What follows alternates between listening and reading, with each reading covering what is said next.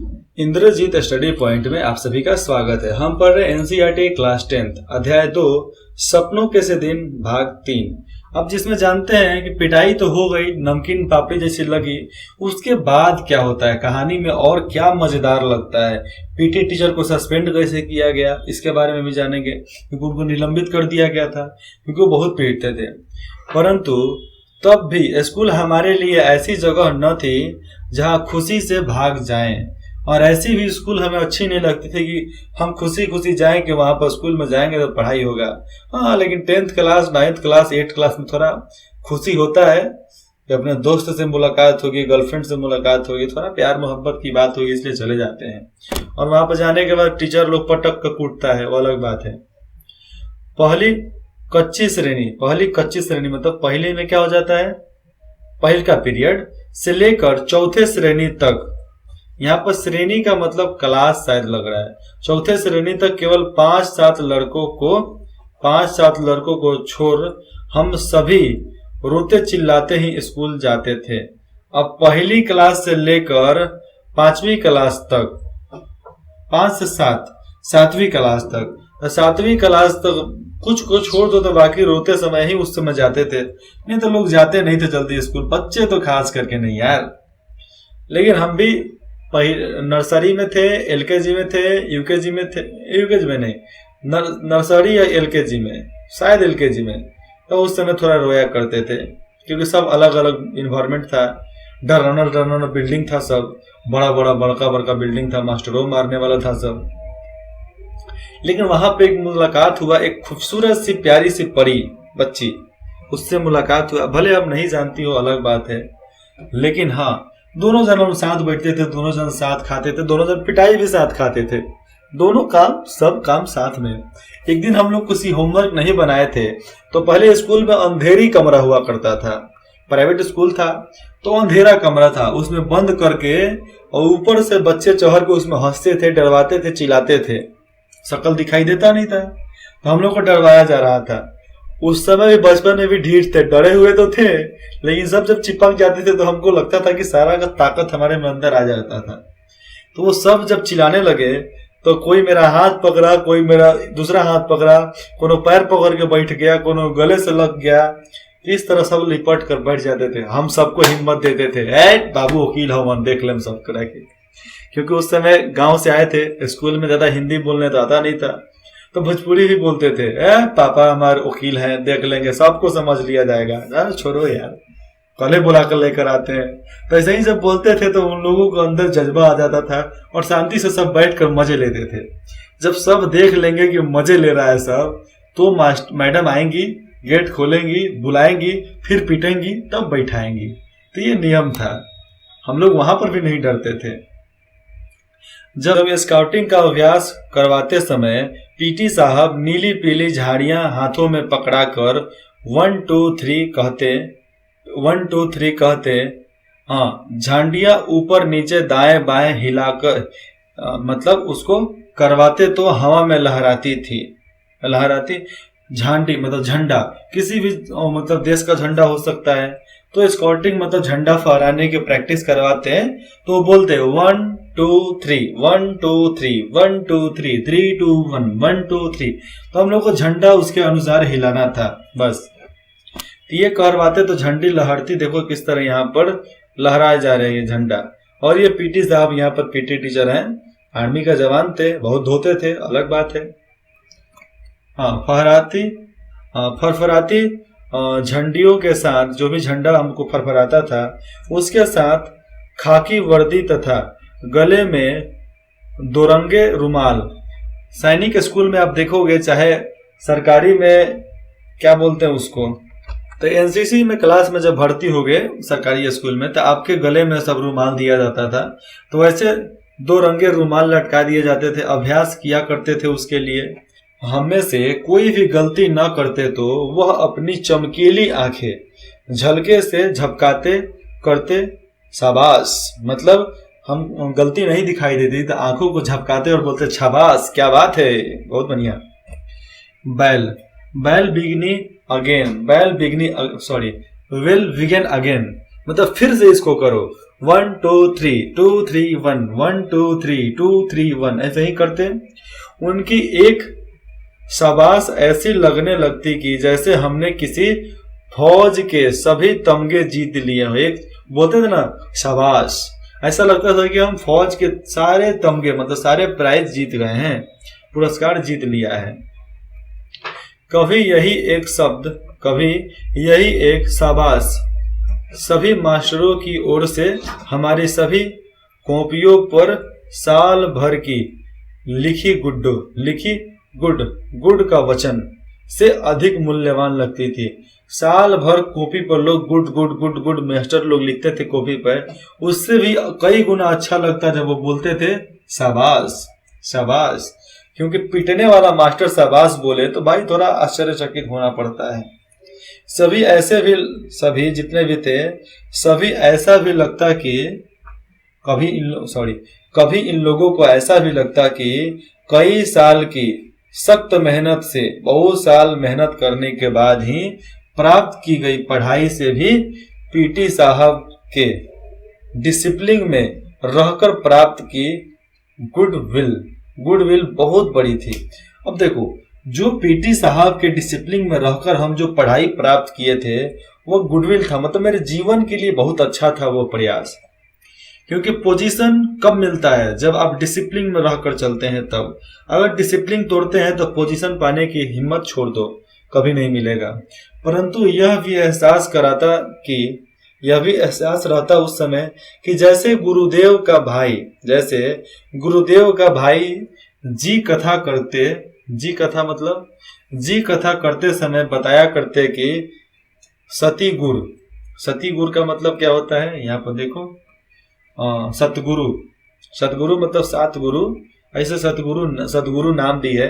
तो 7 गुरु के भय से ही प्रेम जगता है। यहाँ पर सतगुरु है।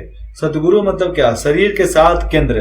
ये 7 केंद्र के वजह से ही हमारे अंदर प्रेम, भय, कुछ भी जो भी जमता हो, कभी जन्मता हो, तो ये 7 गुरु के वजह से ही होता है। जिसको हम लोग क्या बोलते हैं? शरीर में चक्र, 7 चक्र होता है शरीर में। तो 7 चक्र में के उन्हीं के वजह से हमारे शरीर में भय का भाव, प्रेम का भाव, भावनाओं का भाव, ईश्वरता के भाव सब इन्हीं के वजह से आते हैं। अगर 7 चक्र को जागृत कर लेते हो तो समझ लो कि जिंदगी आपके सिवा दुनिया आपके कदमों में झुक जाएगी। ऐसे ही पीटी साहब के प्रति हमारी प्रेम की भावना जग जाती थी जब वो बोलते थे शाबाश, क्या बात है। और लेकिन जब जीवन में सफल हुए तो पीटी टीचर का ही साहस इतना ज्यादा था, उनका डिसिप्लिन के वजह से हम इतने आगे बढ़ पाए कि सोचने वाली बात थी। हम लोग आज भी इतने बड़े हो गए। हमारी क्लास में एक पूर्णिमा मैम थी, वो पीटा करती थी। एक मंच जैसा आता था, बड़ा सा डंडा उनका, वो लेकर आती थी, उसी से पीटती थी और वही घर लेकर जाती थी। और हमारे एक मित्र थे अनूप, वो तो जबरदस्ती, मैम एक डंडा मारिए ना, भूख लगा है, ऐसे करके वो पिटाने का काम किया करते थे। अब मजा आता था। और एक बार की बात मैं बता दूं, कभी कुछ हंगामा हो रहा था तो मैम आई और अनूप की गाल पकड़ के हिला दी, पूरा झकझोर दी। तो अब ये बोला क्या, मैम तो मेरा गाल मिस रही हैं। बस उसके बाद से तो मतलब सोचो कि उस समय क्लास में क्या भावनाएं थी, सब हंसने लगा। तो ऐसी स्थिति था कि मैम पीटती भी थी, प्यार भी करती थी और समझाती भी थी कि क्या गलत है क्या सही है। ये सब भी देखना पड़ता है एक शिक्षक को। यह ऐसा भी है कि आपको रोज फटकारने वाला कोई अपना यदि साल भर के बाद एक बार शाबाश कह दे तो यह चमत्कार सा लगने लगता है। हमारी दशा भी कुछ ऐसी ही थी। जो साल भर आपको डांट रहा है, एक बार बोले शाबाश तो आपको लगेगा चमत्कार हो गया क्या। हम लोगों को स्कूल छोड़े करीबन 5 साल हो गए हैं। कितना? 5 साल के करीबन हो गए हैं। आज भी जब हम लोग स्कूल में जाते हैं तो हमारी रिस्पेक्ट उसी तरह किया जाता है जिस तरह हम लोगों को पहले से ज्यादा रिस्पेक्ट मिलता है आज के समय में। लेकिन बाकियों को उतना नहीं मिल पाता है, क्यों ये नहीं पता। लेकिन हम लोग के बिहेवियर की वजह से रिस्पेक्ट इतना मिल जाता है स्कूल में कि मानो कि हम लोग बहुत अच्छे स्टूडेंट थे। लेकिन हम लोग कितने भी बदमाशी करते हो लेकिन सच्चाई के रास्ता कभी नहीं छोड़े थे। हाँ सच है, सच्चाई है तो करेंगे, नहीं है तो किसी की हिम्मत नहीं कि हमसे करवा दे, चाहे वो प्रिंसिपल हो, बच्चा हो, मॉनिटर हो, चाहे कोई भी अध्यापक नहीं करवा सकता है। उदंड इतना कि हम लोग का क्लास पूछना नहीं पड़ता था। बच्चा को बोल दोगे ना कि मेरा नाम लेकर हर्षवर्धन का क्लास कहाँ है, तो बच्चा आपको क्लास में छोड़ देंगे। अनूप का क्लास कहाँ है, तो स्कूल में लाकर पहुंचा देंगे कि यही क्लास है, चले जाइए। हमको जाना निषेध है, मतलब मना है, क्योंकि हम लोग छोटे स्टूडेंट हैं, छोटे क्लास के हैं, और लोग बड़े क्लास के हैं, सर जी लोग मना किए हैं। तो ये सब भी बात हुआ करती थी। हर वर्ष अगली श्रेणी में प्रवेश करते समय मुझे पुराने पुस्तकें मिला करती थी। हमारे हेडमास्टर शर्मा जी एक लड़के को उसके घर जाकर पढ़ाया करते थे। वह धनाढ्य, मतलब बहुत ज्यादा अमीर था, अमीर घर का था। उनका लड़का मुझसे 1-2 साल बड़ा होने के कारण, 1-2 साल बड़ा था, इसलिए एक श्रेणी आगे रहता था। मैं 4 में तो 5 में, मैं 5 में, वो 6 में, वो 6 में, मैं 6 में तो 7 में, मैं 7 में तो 8 में, मैं 8 में तो 9 में। तो इस तरह 1 साल आगे रहता था। हर साल अप्रैल में जब पढ़ाई का नया साल आरंभ होता तो शर्मा जी उसकी 1 साल पुरानी पुस्तकें ले आते थे। ठीक है, हमारे घर में किसी को भी पढ़ाई में दिलचस्पी न थी। क्या नहीं थी? दिलचस्पी पढ़ाई में नहीं थी। यदि नई किताबें लानी पड़ती, कोई भी नई किताबें लानी पड़ती, तो तब 1-2 रुपए में आ जाया करती थी। 1-2 रुपए में किताब मिल जाता था। तो शायद इसी बहाने 1-2 रुपए में किताब मिलता था। आज 150, 200, 300 का किताब मिलता है। तो शायद इसी बहाने पढ़ाई तीसरे चौथे श्रेणी में ही छूट जाती थी। कि उस समय 1-2 रुपया का भी दाम बहुत ज्यादा था। 1 रुपया में तो कोई बोरा आप चावल लेकर चले आओगे, इतना ज्यादा उसका वैल्यू था। तो वो किताब लेकर आ जाते थे, इसीलिए हम लोग चौथे 5वें श्रेणी से ऊपर भी पढ़ पाए। नहीं तो हमारे परिवार को पढ़ाने का हिम्मत उतना नहीं था। क्योंकि बहुत पहले की बात बताया जा रहा है, जब गुरुदयाल सिंह जो थे, बहुत पुराने समय के वो लेखक है ना। कोई 7 साल स्कूल में रहा तो एक कारण पुरानी किताबें मिल जाना भी था। कि पुरानी किताबें मिल जाते थे, इसलिए चलता था। कॉपियां, पेंसिल जितने भी लगते थे, होल्डर या स्याही दवात में भी मुश्किल से 1-2 रुपए साल भर में खर्च हुआ करते थे। अब देखो, कॉपी, पेंसिल और होल्डर, मतलब पेन का जिसको होल्डर बोलते थे, और उसमें स्याही भरकर दवात से तब उसको लिखना पड़ता था, नहीं तो स्याही में डुबका कर लिखना पड़ता था। तो 2 रुपए में, 1 से 2 रुपए में पूरा साल बीत जाता था। आज 10 रुपया, 5 रुपया, 3 रुपया के नीचे एक भी किताब बता दो तो मान जाऊं। आज 2-3 रुपया का तो रिफिल मिलता है, यहाँ पर 2-3 रुपया का तो साल भर में कलम कॉपी का काम चल जाता था। हम देखो, हम ज्यादा, मेरे को पेन रखने का शौक नहीं है, कोई गिफ्ट कर दिया तो कर दिया, नहीं तो अलग बात है। मैं बस केवल 2 रुपए वाला, 3 रुपए वाला पेन खरीदता हूँ, एक डिब्बा, जिसमें 40 गो पेन आता है।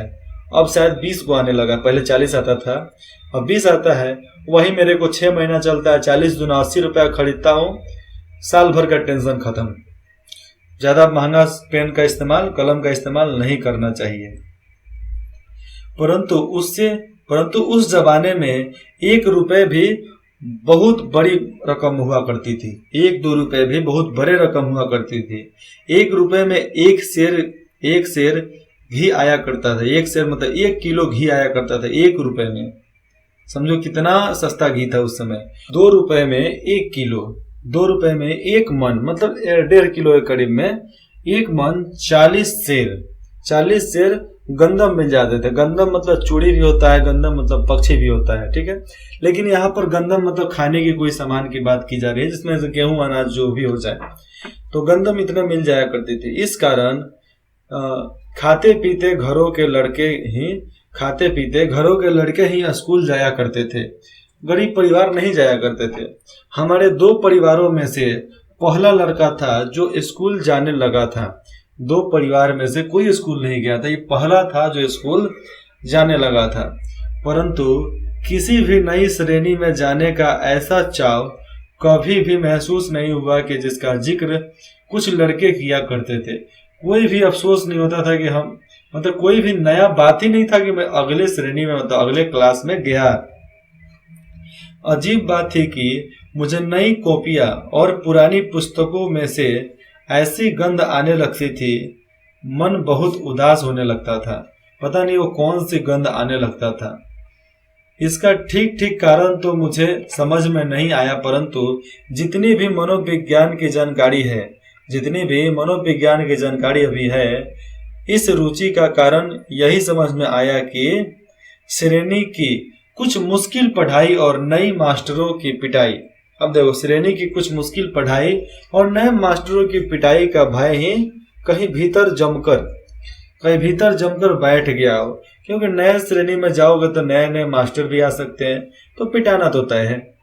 सभी तो नए न होते थे, परंतु 2-3 हर साल ही वह नया आ ही जाते होते थे, जो कि छोटी श्रेणी में नहीं पढ़ाते थे, बड़े श्रेणी में डायरेक्ट पढ़ाते थे। कुछ ऐसी भी भावना थी कि अधिक से अधिक एक साल में ऐसी अपेक्षा करने लगते थे कि जिससे हम हरफना मौला हो गए। मतलब हरफना मौला का मतलब क्या हो जाता है, नीचे देखो, पारंगत विद्वान या माहिर हो जाते थे, तो वहां से चले जाते थे। देखो यहाँ पर दिया गया है, अधिक अध्यापक एक साल में ऐसी अपेक्षा करने लगते थे कि जैसे हम हरफन मैला हो गए हैं, मतलब बहुत विद्वान हो गए हैं। यदि उनकी आशाओं पर पूरे नहीं हो पाते तो कुछ तो जैसे चमड़ी उधेड़ देने का तैयार रहते थे कि मारते मारते चमड़ी उधेड़ देंगे। इन्हीं कुछ कारणों से केवल किताबों कॉपियों की गंध से ही नहीं बाहर, देखो यही कारण था, किताबों कॉपी के अंदर से जो गंध आता था, महक आता था, उसके वजह से ही नहीं, बाहर के बड़े गेट से 10-15 गज दूर स्कूल के कमरों तक रास्ते के दोनों ओर जो अलियार के झाड़ लगे होते हैं, कांटे के झाड़ लगे रहते हैं, उनकी गंध भी मन उदास कर देती थी। और स्कूल जाने के समय जो रास्ता था, उस रास्ता पर जो कटीले झाड़ी हुआ करते थे, उसके वजह से भी मन उदास था। किताब के भी महक से उदास था, मास्टर पीटेगा उसके भी उदास मन था, तो जाने का अक्सर मन करता नहीं था। हम लोगों के भी रास्ते में था, ऐसा पड़ता था जब से झाड़ वगैरह, तो हम तो डंडा लेकर चलते थे। डंडा लेकर चलेंगे, पीटना चालू करेंगे, सारे को तोड़ ताड़ कर रख देते थे, और अगले दिन जाने में आसानी हो जाती थी। तो करीबन 1 महीना तक वो टूटा रहता था, फिर जम जाता था। तो हमारा काम ही था, डंडा लेकर चलेंगे, खूब पीटेंगे, सारे झाड़ झरकट को उठाकर फेंक देंगे यहाँ से। परंतु स्कूल 1-2 कारणों से अच्छा भी लगने लगा था। कौन सा कारण था? जिसमें मास्टर प्रीतम चंद्र जब हम एस्कॉर्ट को परेड करवाते तो, अब देखो मास्टर प्रीतम चंद्र जो खूब पीटते थे, एस्कॉर्ट का परेड करवाते तो लेफ्ट राइट की आवाज या मुंह में जो भिसिल सीटी मारते थे, भिसिल से मार्च करवाया करते थे। फिर राइट टर्न या लेफ्ट टर्न या अबाउट टर्न कहने पर छोटे छोटे बुट्टों की एरी पर दाएं बाएं या कदम पीछे मोड़कर बूटों की टक टक जो करता है ना, उसका करते अकरक चलते तो लगता जैसे हम विद्यार्थी नहीं, बहुत महत्वपूर्ण आदमी हो, फौजी जवान है। मतलब देखो, स्कूल जाने का इनका एक ही माध्यम था, मास्टर प्रेमचंद्र और मास्टर मदन मोहन जी, क्योंकि वो हेडमास्टर थे, ये मास्टर थे। अब ये मास्टर जी परेड कराते थे, कभी राइट टर्न भिसिल मार मार कर, लेफ्ट टर्न, कभी अबाउट टर्न, मतलब पूरा पीछे घूम जाओ, ठीक है, और स्टैंडर्डीज मतलब सीधा हो जाओ, स्टैंड अप, खड़े रहने का, ये सब उनको अच्छा लगता था। और मुड़ने के बाद, क्योंकि एरी पर मुड़ना रहता था, और जब भी एरी उठाकर चटाक से ना पैर नीचे रखेंगे तो लगेगा कि एकदम ढक से ना बजता था। तो ऐसा लगता था हम विद्यार्थी नहीं, कोई महत्वपूर्ण आदमी, मतलब फौजी जवान है। इसीलिए फौज में जो भी जाता है अपने आप को महत्वपूर्ण समझता है कि हम अनोखे हैं। सही में भैया तुम अनोखे हो, लेकिन कुछ आपकी भी गलतियां होती है, मतलब कुछ फौज वालों की भी गलतियां होती हैं, बहुत सारी हैं। दूसरे विश्व युद्ध का समय था, दूसरा विश्व युद्ध चालू हो गया था। दूसरा विश्व युद्ध कब हुआ था? दूसरा विश्व युद्ध 1949 1939 से शुरू हुआ, जो 1945 तक मतलब 6 साल तक चला था। परंतु हमारी नाभा रियासत का राजा अंग्रेजों ने 1923 में गिरफ्तार कर लिया गया था, और जिस राज्य में थे नाभा राज्य के रियासत का राजा जो था उसको 1923 में ही गिरफ्तार कर लिया गया था। और तमिलनाडु में कोडाई कैनाल, वहां पर कोडाई कैनाल है, कोडाई कैनाल में ही जंग शुरू होने से पहले उसका देहांत हो गया, और कोडाई कैनाल जेल में ही उसका देहांत हो गया। उस राजा का बेटा कहते थे अभी विद्यालय में पढ़ रहा था, मतलब उस राजा का बेटा कहते थे कि अभी विद्यालय में पढ़ रहा है, इसलिए हमारे देसी रियासत में भी अंग्रेज का ही चल रहा था। फिर भी राजा के न रहते, क्योंकि राजा नहीं रहता तो सब प्रजा अपने आप को अनाथ समझती है, तो राजा के ना रहते अंग्रेज हमारी रियासत के गांवों से जबरन भर्ती नहीं कर पाता था। अब देखो यहाँ पे, अगर राजा नहीं थे इसलिए हमारी रियासत के गांव से जबरन भर्ती नहीं कर पाया था, क्योंकि लोग उसमें जाते ही नहीं थे। लोगों को फौज में भर्ती करने के लिए जब कुछ अफसर आते तो उनके साथ कुछ नौटंकी वाले भी वहां बहुत, मतलब नौटंकी वाले भी हुआ करते थे उनके साथ। वे रात को खुले मैदान में सामियाने लगाकर लोगों को फौज के सुख आराम बहादुरी के दृश्य दिखाकर आकर्षित किया करते थे कि फौज में आओगे इतना आराम मिलेगा, सुख मिलेगा, बहादुरी का दृश्य आपको समझने को मिलेगा। उनका एक गाना अभी भी याद है, कुछ मसरे जो होते हैं, कुछ लाइनें अजीब सी वर्दियां पहने और अच्छे बड़े फौजी बूट पहने गया करते, और वो लोग फौजी जूता पहनकर वहां पर गाया करते थे गाना।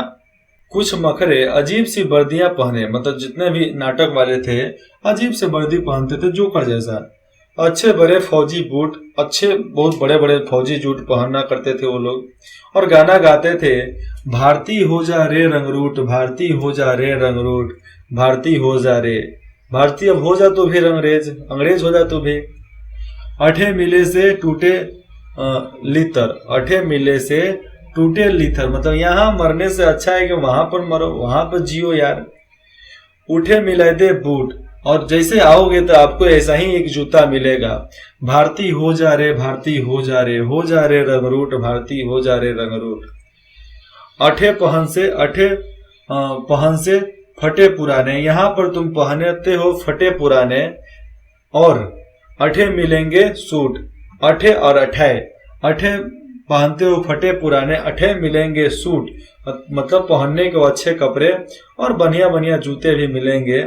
भारती हो जा रे, हो जा रे, हो जा रे रंगरूट, भारती हो जा रे रंगरूट। तो ये कहानी इनकी थी और ये गाना गाते थे, जिसके वजह से बहुत लोग आकर्षित भी हुए। इन बातों से आकर्षित हो चुके नौजवान भर्ती के लिए तैयार हो जाया करते थे और भर्ती के लिए चले जाते थे, क्योंकि उस समय ना एग्जाम, ना फीस, ना घूस, ना तलवार, कुछ नहीं, ना मेडिकल, ना कुछ भी। जो जवान है, बड़ा दिख रहा है, हट्टा कट्टा दिख रहा है, आजा तुमको वर्दी पहनाते हैं, बस, बाकी कुछ नहीं था।